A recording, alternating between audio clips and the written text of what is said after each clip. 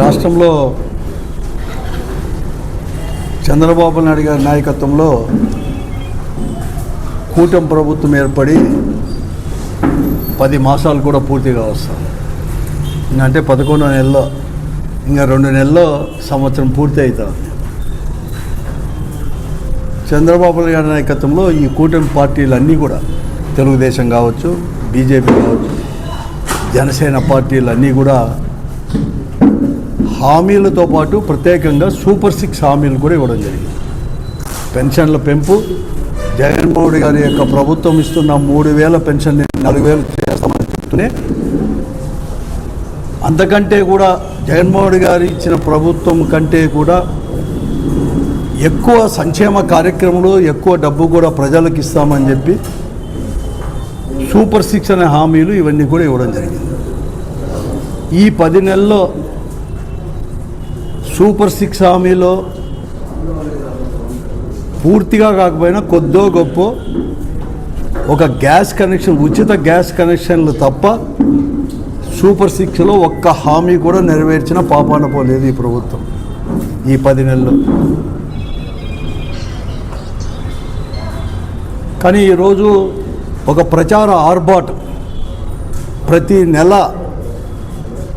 ఏ సమస్య వచ్చినప్పుడు లేకపోతే ప్రతి నెల ప్రజలను వచ్చి డైవర్ట్ చేయడానికి ఒక ప్రచార ఆర్భాటం, దానికి తగిన విధంగా కూడా వేదికలు చేసుకోవడం, చెప్పిన అబద్ధాలు చెప్పుకోకుండా కేవలం ఈరోజు జగన్మోహన్ రెడ్డి గారు కానీ వైఎస్ఆర్ కాంగ్రెస్ పార్టీ ప్రభుత్వం లేకుండా ఈ రాష్ట్రంలో 10 నెలలు అయిపోయినా, అంటే దాదాపుగా వారికి ఇచ్చిన టైంలో 1 కింద 5వ భాగం అయిపోయింది మాత్రమే ప్రచారం చేసుకుంటూ కుట్రలు పన్నుతూ ముందుకు పోతున్నాడు తప్ప ఈ రాష్ట్ర అభివృద్ధి విషయంలో కానీ లేకపోతే జిల్లా అభివృద్ధి, అనంతపురం జిల్లా అభివృద్ధి కావచ్చు, ఉమ్మడి జిల్లా అభివృద్ధి కావచ్చు, ఎక్కడ కానీ ఎక్కడ ఒక అడుగు కూడా ముందుకు పడిన వైనం కూడా.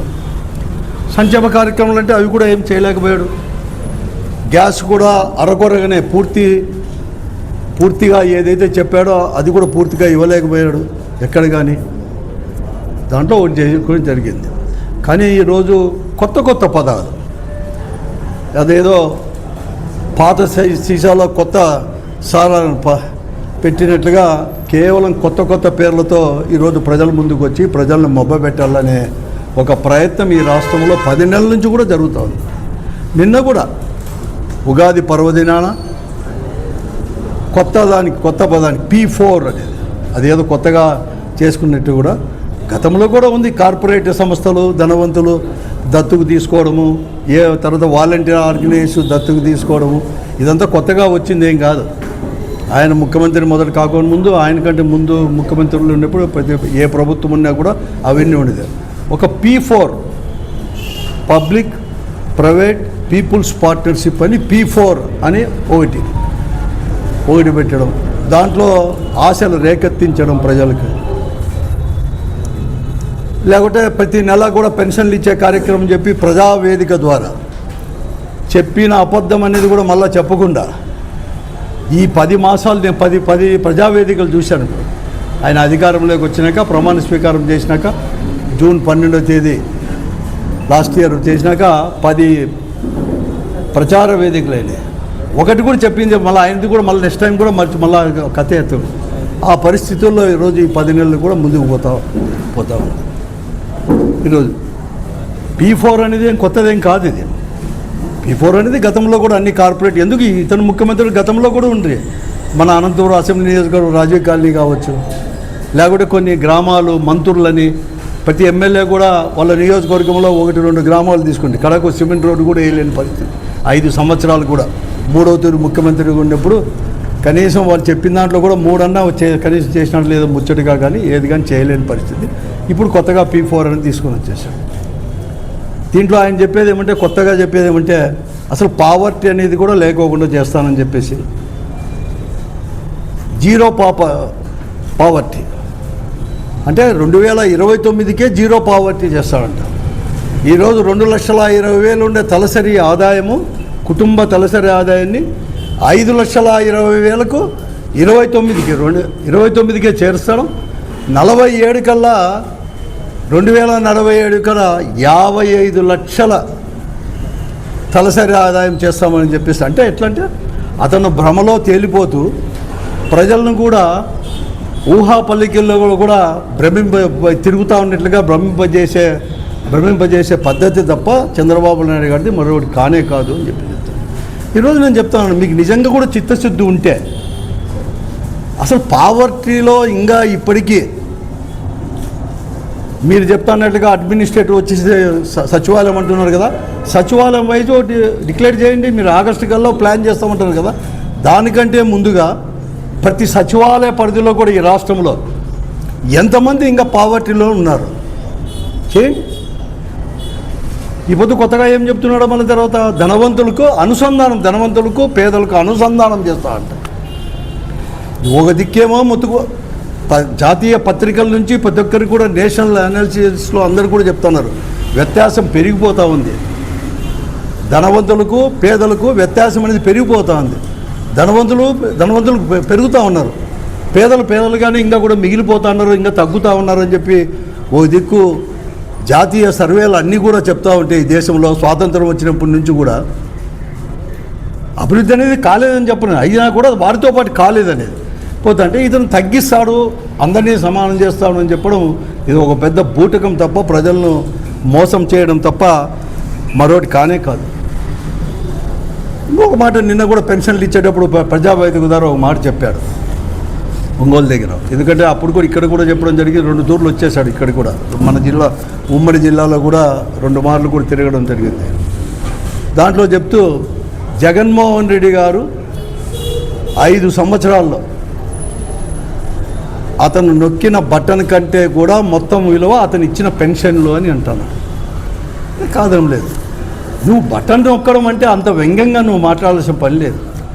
జగన్మోహన్ రెడ్డి గారు ప్రజలకు అర్థమయ్యేటట్లు బటన్ నొక్కడం అంటే ఇంతవరకు ఏ సంక్షేమ కార్యక్రమం చూసినా కూడా ఆ రోజు రాజీవ్ గాంధీ గారు ప్రధానమంత్రిగా ఉన్నప్పుడు 25-30% అనేది కూడా లీకేజెస్ ఉన్నాయి, ప్రతి దాంట్లో కూడా ఉన్నాయి. తర్వాత అన్నీ కూడా ఎక్కడ ఉన్నాయంటే అటువంటికి ఎక్కడ కానీ ఆస్కారం లేకుండా మధ్యవర్తులకు కానీ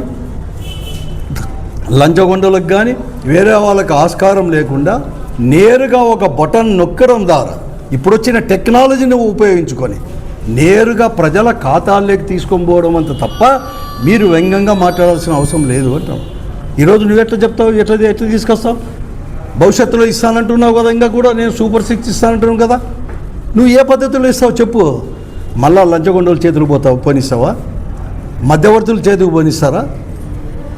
ఒకప్పుడు నువ్వే ముఖ్యమంత్రిగా ఉన్నప్పుడు 2004 వరకు కూడా మీరే ముఖ్యమంత్రిగా ఉన్నారు. ఆ ముఖ్యమంత్రిగా ఉన్నప్పుడు మీకు ఇచ్చిన పెన్షన్లు ఎంత 50. శాచ్యురేషన్ అన్న పదానికి అర్థం తెలియదు. అటువంటి రాజశేఖర రెడ్డి గారు ఏ సంక్షేమ కార్యక్రమం చూసినా ఇల్లు ఇచ్చే కావచ్చు, పెన్షన్లు 200 రూపాయలు ఆనాడు ఈ పెన్షన్లు ఇచ్చే కార్యక్రమం కావచ్చు, శాచ్యురేషన్ పదానికి అర్థం తీసుకొని వచ్చి చేయొచ్చు అని నిరూపించినాడు డాక్టర్ వైఎస్ రాజశేఖర రెడ్డి గారు ముఖ్యమంత్రి అయిన తర్వాత. మళ్ళా జగన్మోహన్ రెడ్డి గారు మళ్ళీ కూడా ఒక అడుగు ముందుకు వేసి ఈరోజు పెన్షన్లు కాదు, పెన్షన్తో పాటు ఇది కూడా ఇవ్వాలి, 1000 రూపాయలే కాదు అని చెప్పి తీసుకుంటూ వచ్చినాడు. ఈరోజు నేను ఒకటే అడుగుతున్నాను, ఇదే చంద్రబాబు నాయుడు గారు కానీ తెలుగుదేశం పార్టీ వారికి నాయకులకంతా నేను ఒకటే అడుగుతున్నాను, అందరికీ కూడా, ఉప ముఖ్యమంత్రి ఉప ముఖ్యమంత్రులు కూడా. ఆ రోజు 2024 జనవరి నుంచి మార్చి ఏప్రిల్ వరకు కూడా ఈ రాష్ట్రంలో 66,34,742 మందికి పెన్షన్లు ఇచ్చేవారు. 66,34,000. కానీ ఈరోజు మీరు ఇస్తున్నది ఏమి? పోయిన నెలలో ఈ నెలలో ఇచ్చేసింది నేనంటే నిన్న ఒకటో తేదీ శాంక్షన్ చేసింది కేవలం 63,27,000 26,000 మాత్రమే మీరు చేసింది. అంటే దాదాపుగా 3 లక్షలకు పైబడి అనేది కూడా పెన్షన్లు అనేది కూడా ఈ రాష్ట్రంలో కోత కోశారు. అంతెందుకు జిల్లా కేంద్రం ఈడే తీసుకోండి, మేమే జగన్మోహన్ గారు ముఖ్యమంత్రిగా ఉన్నప్పుడు 24 జనవరి ఫిబ్రవరి మార్చి ఏప్రిల్లో కూడా 23,662 ఇస్తుంటే నిన్న శాంక్షన్ అయింది ఇక్కడ కేవలం 22,561. అంటే ఈ ఒక్క పట్టణంలోనే, మళ్ళా నియోజకవర్గం కాదు, ఈ అనంతపురం మున్సిపల్ కార్పొరేషన్లోనే 1000 పెన్షన్లకు తగ్గించడం జరిగింది. రాష్ట్రంలో 3 లక్షలకు పైన చెప్పి ఈరోజు వికలాంగులకు మేము చెప్పుకుంటే మీరేమి ఎక్కువ ఇస్తామా 6,000 అని 7,000 అని చెప్పి మీరు చెప్పుకునేవారు. ఈరోజు అర్థానికి అర్థం తగ్గించేసినారు. మళ్ళా కూడా సర్వేల పేరిట, మళ్ళా కూడా రీసర్వే పేరిట, మళ్ళీ డాక్టర్ల దగ్గరికి వాళ్ళే పంపించి అందరూ కూడా సర్టిఫికేట్ తీసుకొని రావాలని చెప్పేసి ఇంకొక నెలకో 2 నెలలకో పూర్తిగా వికలాంగులది కూడా ఇంకా కూడా అర్థానికి అర్థం పైన కూడా తగ్గించే కార్యక్రమం కూడా చేస్తాం. దానికి పెద్ద తార్కాణం ఏమంటే దానికి మీకు తగ్గించబోతున్నాను చెప్పడానికి మీరు బడ్జెట్లో పెట్టిందే 27,000 కోట్లే పెట్టింది. బడ్జెట్లో 27 కోట్లు మాత్రమే మీరు బడ్జెట్లో పెట్టారు. నీకు ఆడే అర్థమవుతా ఉంది.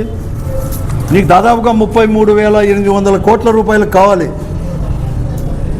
అంటే మీకు 27,000 కోట్లకు మాత్రమే పెట్టినారంటే సంవత్సరానికి చెప్పకనే చెప్పినట్లయింది. మీరు ఇంకా కూడా పెన్షన్లు అనేది కూడా తగ్గించబోతున్నారు అని చెప్పేసి.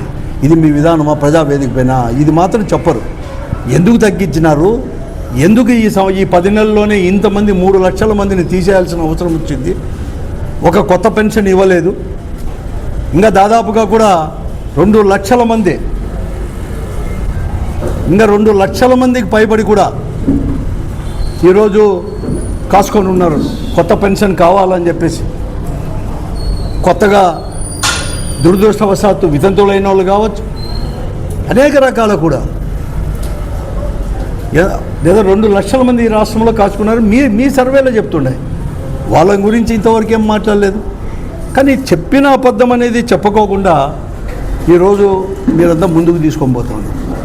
ఎట్లా తీసుకొని పోతారు ఏం కథ? ఇవన్నీ కూడా మీరు సూపర్ 6 అని ఇస్తారే. మేము 2,72,000 కోట్ల రూపాయలు జగన్మోహన్ రెడ్డి గారు ముఖ్యమంత్రిగా ఉన్నప్పుడు డైరెక్ట్గా మీరు ఎంతన్నా వ్యంగ్యంగా చెప్పండి, అవినీతికి అనేది ఆస్కారం లేకుండా, మధ్యవర్తుల ప్రమేయం లేకుండా నేరుగా 2,72,000 కోట్ల రూపాయలు మేము ఇవ్వడం జరిగింది. నువ్వు ఎలా చెప్తావు? ఒక ముఖ్యమంత్రి స్థానంలో ఉండి అంతమందిగా ఏమాత్రం బెనుకు తనకు లేకుండా అన్ని అబద్ధాలు చెప్పేది ఒక ముఖ్యమంత్రిగా ఉండి. మీరు బటన్ నొక్కిన దానికంటే నా పెన్షన్లు ఎక్కువ అంటారు. మీరు చెప్పిన సూపర్ 6 హామీలు ఎక్కువ ఇస్తాను జగన్మోహన్ చాలా స్పష్టంగా చెప్పడం జరిగింది. ఈ రాప్తాల్లోనే చెప్పడం జరిగింది. నేను ఇప్పుడు ఇస్తున్న సంక్షేమ పథకాల కంటే కూడా నేను ఎక్కువ ఇవ్వలేను, రాష్ట్ర ఆర్థిక పరిస్థితి అన్నీ కూడా పెట్టి అని చెప్పడం జరిగింది. కానీ మీరు చెప్పారు కదా అంతకంటే ఎక్కువ ఇస్తామని చెప్పేసి. ఎందుకు ఇవ్వలేదు? ఈ పొద్దు అమ్మఒడి ఓ సంవత్సరం ఎగరగొడుతుంది, తల్లికి 100 పేరు మాత్రం పెడుతుంది, ఓ సంవత్సరం అయిపోయింది, నెక్స్ట్ మే అంటారు. అసలు మేలో సాధ్యమా అని అడుగుతాను. 3 నెలల నుంచి చెప్తాను మేలో సాధ్యమా? జూన్లో ఎప్పుడో స్కూళ్ళు తెరుస్తారు. నీకు ఎంతమంది ఉన్నారు, ఏ స్కూల్లో చదువుతున్నారు, ప్రైవేట్ స్కూల్లా లేకపోతే ఈ స్కూల్లా, కొత్తగా ఎంతమంది చేరుతూ ఉన్నారు, ఏ స్కూల్ మారుతున్నారు? నీ దగ్గర లెక్క వచ్చేది ఎప్పుడు? ప్రారంభమైనాక ఒక 15 రోజులకో నెలకు అయితే మీ దగ్గరకు వస్తాయి. అంటే నువ్వు మరొక మారు అబద్ధాలు చెప్పడం అంటే ప్రజలకు ఏదో ఒకటి దాటవేసే ధోరణి. తల్లికి 100 లేదు. నువ్వు ఎక్కడ కానీ ఒక్క సంక్షేమ పథకమైన ఏమని చెప్పినా ఇంతవరకు ఇచ్చినారా? తర్వాత 1,500 అంటే మీరు ప్రతి మహిళకు 1,500 అని చెప్పినారు. 19 సంవత్సరాలు వచ్చిన ప్రతి మహిళకు 1,500. ఒక్క మహిళను చూపేయండి, సంవత్సరం 10 నెలలు అయిపోయింది ఇచ్చినారేమో. ప్రతి నిరుద్యోగికి 20 లక్షల ఉద్యోగాలంటే, లేకుంటే ప్రతి నిరుద్యోగికి 3,000 అండి. 10 నెలలు అయిందండి. చూపేయండి, 30,000 రావాలి. నిరుద్యోగికి 30,000 రావాలి. ఇప్పటికే కనీసం 3,000 ఇచ్చినారు ఎవరైనా ఒక నిరుద్యోగికి ఈ రాష్ట్రంలో 10 నెలల్లో? ఎస్సీ, ఎస్టీ, బీసీ మైనారిటీలకి 50 ఏళ్ళ నుంచి 59 ఏళ్లకు పెన్షన్ ఇస్తానంటే ఎంతమంది ఉన్నారు? నాకు తెలిసినంతవరకు ఈ రాష్ట్రంలో ఎస్సీ, ఎస్టీ, బీసీ మైనారిటీలు పెన్షన్లకు నీ ప్రకారం 50 సంవత్సరాల నుంచి 59 సంవత్సరాలకు వస్తే దాదాపుగా 17 లక్షల నుంచి 20 లక్షల మంది ఈరోజు అందరూ కూడా ఉన్నారు. అర్హత ఉండే వాళ్ళందరూ కూడా కలిసి ఉన్నారు ఈ రాష్ట్రంలో. ఇది వాళ్ళందరికీ ఇది 4,000 రూపాయలు ఇస్తామని చెప్పినా కూడా వాళ్ళందరికీ కూడా ఎస్సీ, ఎస్టీ, బీసీ మైనార్టీలకి వాళ్ళు ఓట్లు తీసుకొని ఈరోజు ఉన్నారే. తిరుగులేని మెజార్టీతో ఈరోజు శాసనసభలో ఉన్నావే. చెప్పుకోవడానికి మాత్రమేనా ఆ మెజార్టీ? ఇవన్నీ లేదా? ప్రజావేదిక పైన దీనిపైన మాట్లాడండి. నువ్వు ఎలా పోతున్నావు? కనీసం నీ దగ్గర ఒక సంఖ్య లేదే.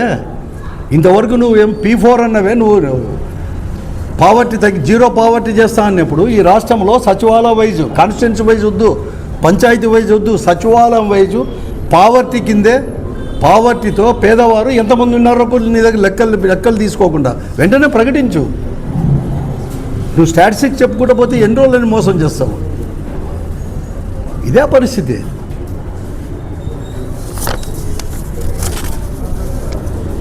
రైతుకి 20,000 ఇస్తామంటివి, 20,000 లేదు. వచ్చే సంవత్సరం నుంచి కేంద్ర ప్రభుత్వం ఇచ్చినప్పుడు నేను కూడా 3 విడతల్లో ఇస్తానంటావు. అంటే ఒక ఎగరగొట్టినట్లే, ఎగనామం పెట్టినట్లే రైతులకి అందరికి కూడా. రైతుల పరిస్థితి ఎంత అద్మానంగా ఉంది ఈ రాష్ట్రంలో. ఓ దిక్కేమో కరువు, ఓ దిక్కు పండించిన పంటకు కూడా గిట్టుబాటు ధరలు లేదు.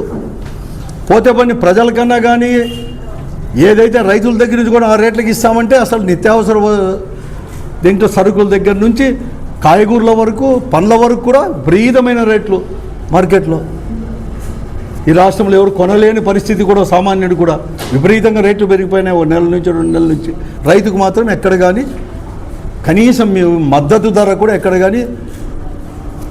కానీ దొరకలేని పరిస్థితి ఈ రాష్ట్రంలో ఉంది. అంటే దళారులకే ఇదంతా కూడా, రైతు పండించిన పంట అంతా కూడా దళారుల పాలవుతా అంటే కూడా ప్రేక్షక పాత్ర అనేది కూడా ఈరోజు కేంద్ర రాష్ట్ర ప్రభుత్వాలు చేస్తాయి. దానిపైన శ్రద్ధ లేదు.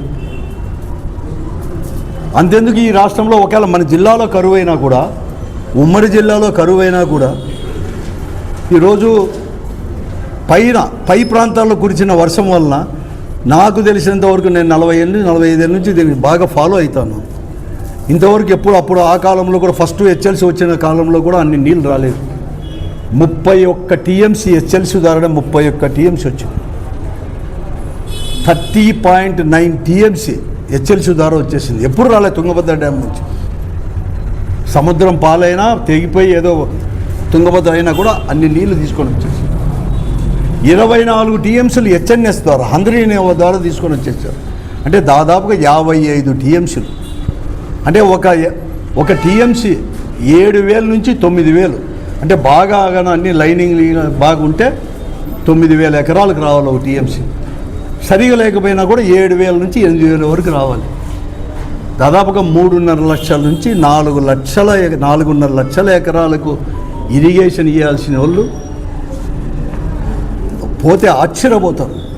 55,000 ఎకరాలకు మాత్రమే మేము ఇరిగేషన్ ఇచ్చినామని చెప్పేసి స్వయంగా కలెక్టర్ గారే ఇరిగేషన్ అధికారుల ముందర ప్రకటించారంటే ఎంత శోచనీయమో, ఎంత దురదృష్టకరమో ఈ జిల్లా ప్రజలది, ముఖ్యంగా రైతాంగది అంటారు. పోతే పని PABRలో కూడా కనీసం 5 TMC నిల్వ పెట్టుకోవచ్చు. అదన్నా పెట్టుకున్నారంటే కేవలం 2.7 TMC మాత్రం ఇప్పటికి ఉన్నాయి. పెనకచర్లో 0.5 కూడా లేదు. అంటే దాదాపుగా నీకు 51 TMC 52 TMC పోతే 55,000 ఎకరాలకు మాత్రం ఇరిగేషన్. మిగతా నీళ్ళు ఎక్కడ పోయినాయి? నీళ్ళు వచ్చినాయా? రాలేదా? వచ్చింటే దుర్వినియోగమైందా? ఏం చేస్తారు ఈ అధికారులు కానీ, ఎందుకు కానీ చెప్పాల్సిన బాధ్యత లేదా అంటున్నాను. అడగాల్సిన బాధ్యత ఈ జిల్లాలో ప్రజాప్రతినిధులు లేదా అంటున్నాను. ఎమ్మెల్యేలు ఉన్నారు, ఎంపీలు ఉన్నారు, అధికారంలో ఉన్నారు, 3 మంత్రులు ఉన్నారు. ఇన్ని నీళ్లు వచ్చేసింటే బంగారైనా కొనొచ్చాము కానీ నీళ్లు మాత్రం కొనలేని పరిస్థితి కరువు జిల్లాలో మనకు ఉంటే లేనే లేదు. పత్రికల్లో రాసినా కూడా చలనం లేదు. కనీసం అటువంటి ఆలోచన చేస్తామని కూడా లేదు. ఇన్ని సమస్యలు పెట్టుకొని ఒక దిక్కు ముఖ్యమంత్రి గారు, ఒక దిక్కు గారు ఎవరికి పట్టుకునే వాళ్ళు దాంట్లో ఎవరి సంపాదనలో వాళ్ళకి మాత్రమే ఉన్నారే. ఎక్కడికైనా ఆలోచన లేదు. మీకు తిరుగులేని మెజార్టీ ఇచ్చిన జనము. మీకు స్థానిక సంస్థల ఎన్నికల్లో కూడా మాకు అప్పుడు ఇచ్చారు వైఎస్ఆర్ కాంగ్రెస్ పార్టీకి. ఈరోజు అధికారంలో వాళ్ళే ఉన్నారు. ఇంకో సంవత్సరం పోతే ఎన్నికలు ఉన్నాయి. కానీ ఎందుకు వాళ్ళు పార్టీ గుర్తుపైన గెలిచారు. వాళ్ళు ఏదో ఇండిపెండెంట్గా గెలిచింది ఏం కాదు, పార్టీ గుర్తుపైన గెలిచారు. మున్సిపాలిటీలో కానీ, కార్పొరేషన్లో కానీ, పంచాయత్ ఎంపీటీసీ మెంబర్లు కానీ, ఎంపీపీలు కానీ గుర్తుపైన గెలిచిన వాళ్ళు. మీకు మెజార్టీ లేదు. ఆ రోజు కూడా నువ్వు 2014లో ముఖ్యమంత్రి అయినప్పుడు చాలామందిని చేర్చుకుంటే వైఎస్ఆర్ కాంగ్రెస్ పార్టీ వాళ్ళని, ఎమ్మెల్యేలని ముటికాయ చేసింది. ఇప్పుడు తెలంగాణలో సుప్రీంకోర్టు కూడా గట్టిగా మాట్లాడుతున్నారు, హైకోర్టు, సుప్రీంకోర్టు కూడా. ఇంకా సిగ్గు లేకోకుండా ఇంకా తీసుకొని పోయి నీకు మెజార్టీ లేదు, నో కాన్ఫిడెన్స్ మోషన్ పెడతామనేది ఎందుకు అంత ఆత్రము? మీకు అంత ఉబలాటం ఉంటే, చట్ట పరిధిలో మీకు కన్నా అలో చేసేట్లుంటే రద్దు చేయండి స్థానిక సంస్థలన్నీ కూడా. ఎన్నికలకు పోదాం, రెడీ. మీకు ఉంటే చట్ట పరిధిలో నిజంగా కూడా మీకు అవకాశం ఉంటే, అంతేగాని దొడ్డిదారుల్లో మీకెందుకే? నిన్నెందుకు పరిటాల సునీత గారే చెప్పారు, స్వయంగా మాకు మెజార్టీ లేదు, వీళ్ళు బలవంతం చేస్తున్నారు, అందరినీ తీసుకొని పోవాలంటున్నారు ఎంపీటీసీలు అంటే, మాకు మెజార్టీ లేదు అని స్పష్టంగా చెప్పడం జరిగింది ఆమె.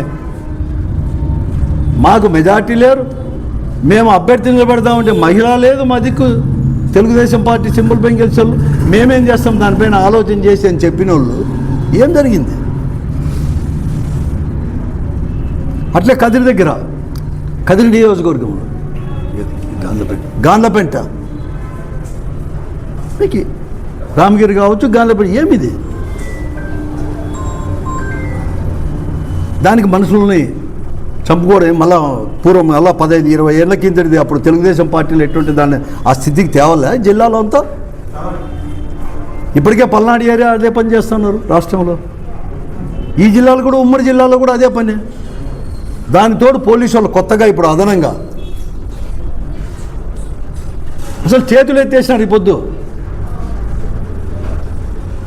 నేను ఎస్పీ గారిని కూడా అడిగినాను, ఇద్దరు ఎస్పీలను కూడా, రేపు పొద్దున ఎమ్మెల్యేలో లేకపోతే అధికార పార్టీ వాళ్ళు మీరు పోలీస్ స్టేషన్లు తీసేసుకోండి అంటే, ఆ నియోజకవర్గాల నుంచో ఆ మండలాల నుంచో పోలీస్ స్టేషన్లు కూడా తరలించేదానికి కూడా మీరు సిద్ధమైనారా అని నేను అడిగాను. సరే ఎప్పుడైనా ఉంది అంటాను. వాళ్ళు ఏం చెప్తే అది, ఈ ఊర్లోకి రమ్మంటే ఊర్లోకి రావాలి, పోవాలంటే పోవాలి, వాళ్ళే తీసుకొని పోయి వాళ్ళ చేతికి ఇవ్వడం. రండి కావాలంటే, మీరు ఏదో జమిలీ అంటున్నారు కదా, రండి మీవి అన్నీ రద్దు చేసుకోండి, మళ్ళీ పోదాం, అన్ని దానికి పోదాం, లోక్సభకు పోదాం, శాసనసభకు పోదాం, స్థానిక సంస్థలకు పోదాం. మీకు అంత ఉబలాటు ఉండి జనంపై నమ్మకం ఉంటే, మా పార్టీ సింబల్ పైన, వైఎస్ఆర్ సింబల్ పైన గెలిచిన వాళ్ళని మీరు బలవంతంగా తీసుకొని పోయి ఈ అరాచకానికి కారణం ఎవరు అని నేను అడుగుతున్నాను. చంద్రబాబు నాయుడు గారే మా ఆన్సర్ చెప్పాలి. ఇప్పుడు మంత్రులు కూడా చంద్రబాబు నాయుడు లేకపోతే డిప్యూటీ చీఫ్ మినిస్టర్ దీనికి ఆన్సర్ జవాబు చెప్పాల్సిన అవసరం ఉంది. ఈ జిల్లాలో జరుగుతున్న అరాచకాలకి ఇవన్నీ కూడా, ఈ జిల్లాలో ఫెయిల్యూర్, నీళ్లు ఇన్ని వచ్చినా కూడా ఎక్కడ కానీ ఇవ్వలేని పరిస్థితికి కూడా ఈరోజు ఇంకా కూడా సంక్షేమ కార్యక్రమం మీరు చెప్పినట్టు ఎందుకు చేయలేదనేది కూడా, ఇది ప్రజావేదికలపైన కావాలని చర్చించండి. మేము రెడీ.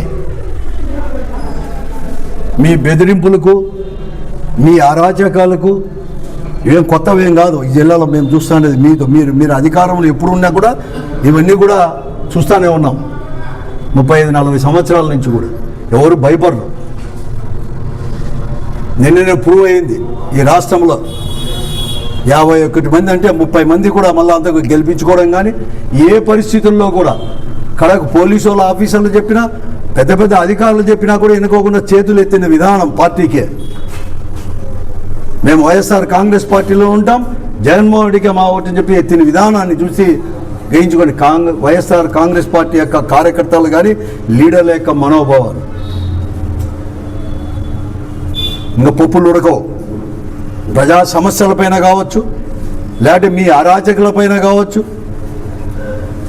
మీరు పోలీసు వాళ్ళు అందరూ కలిసి వచ్చినా కూడా ఎదుర్కోవడానికి వైఎస్ఆర్ కాంగ్రెస్ పార్టీ కార్యకర్తలు మేము అందరూ నాయకులు సిద్ధంగా ఉన్నాం జగన్మోహన్ రెడ్డి గారి నాయకత్వంలో అని చెప్పి నేను చెప్తా ఉన్నాను. ఆ విషయాన్ని జగన్మోహన్ రెడ్డి గారు కూడా నేను చెప్పడం జరిగింది. రేపు నిన్న జరిగిన రామగిరిలో గ్రామంలో కూడా, రామగిరి మండలంలో ఉండే